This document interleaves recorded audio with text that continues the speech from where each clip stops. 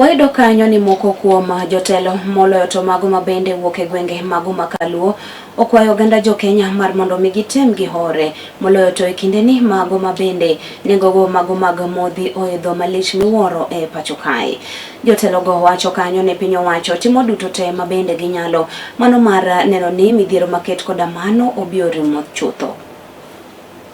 Ka otelnegi kod jagoro mochung'ne weche mag ohala e pacho kaendi mano migaire Jinomba, jotelo weko nodhi nyime kod kwayo oganda jo Kenya ni ka giyie to ginyal ore kendo giter mos piny owacho anyeto kindegi e kima uchumi mar piny Kenya dhi mana nyime kod ridore anyeto kotenore kod weche geko mag modhi go eko mabende miyo ohala bedo matek malich mokalo. Ka bende mikae jagoro Jinomba koro nokwayo oganda jo Kenya ni giore piny owacho timo maginyalo mar duoko piny nengo mar ngima.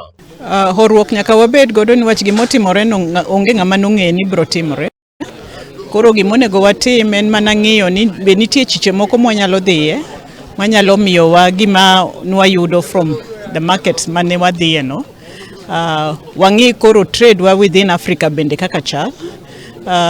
King'iyo trade within the European Union, it is 70% within the countries of the European Union. Africa intra-trade is only 16%. To gimomiyo en 16%, king'iyo infrastructure, king'iyo logistics, pokwachope level ma wanyalo trade go is.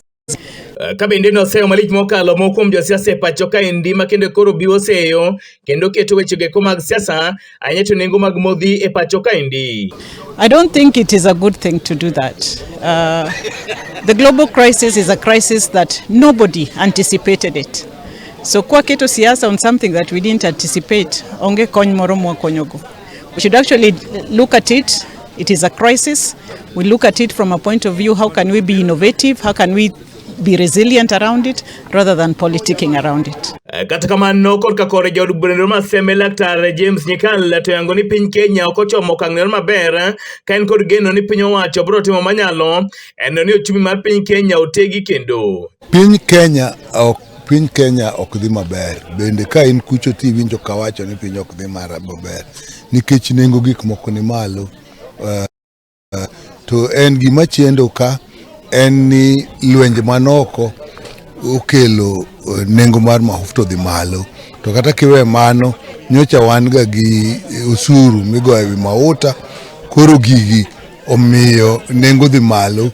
Mar ariyo watiyo gi mafuta mang'eny to bende nenore ni ok wan ga gi stomu aketo maka mafuta odhi malo to wan gi stomu nyocha nigi nengo mapiny cha manyocho kan. Ka bende koro nogo mana dhok ne piny owacho anyato jotend migepe mabende nomi teko kamoting'o James Opio Wandai, jatend migao mar omenda migosi John Mbadi na kiyie to gisund piny owacho one manyalo timo embeko ngima ne japiny. Ere gima dong' gol kata kuom osuru mondo nengo mafuta timang'o odhi piny. Mar ariyo ere kaka dwa chak nyiewo mafuta nikech nitie yore ariyo manyocha inyiewe yo manobiro go mapile to moro mar sirkal to sirkal ni koro nyaka wanon ni ere matiyo maber yore ariyo gi ere madong' miwa nengo mayot mar mafuta.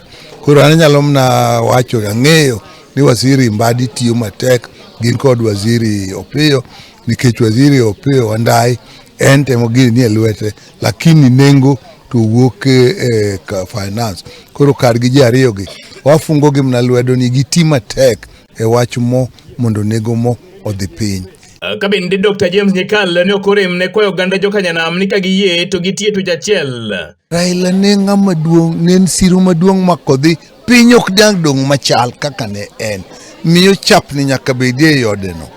To sani an gima dong' awach ne jo oganda wa mawacho kata e buchego ni wariwre kaka oganda. Gimoro mane wacho ni ka Raila wacho left to left, right to right.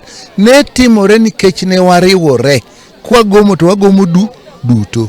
Bende nodhi nyime kod lero ni bang' tiyo tich achiel kendo riwruok kaka joka biye nyaka gifweny ni odgi en od achiel mano ODM. Riwore. Ere ot mwabetie ka wariwore. En ODM. E odwa mwatimo mwabetie. Nitie chandruok ni jomotele jomoko ok mono buro telo to gi sani ene jatendwa Kapo ni wan gi paro makati nyaloke, mago gik minyangi to ok sani. Negala TV kuke sub county Maseme, Kisumu County, and Justus Adoyo.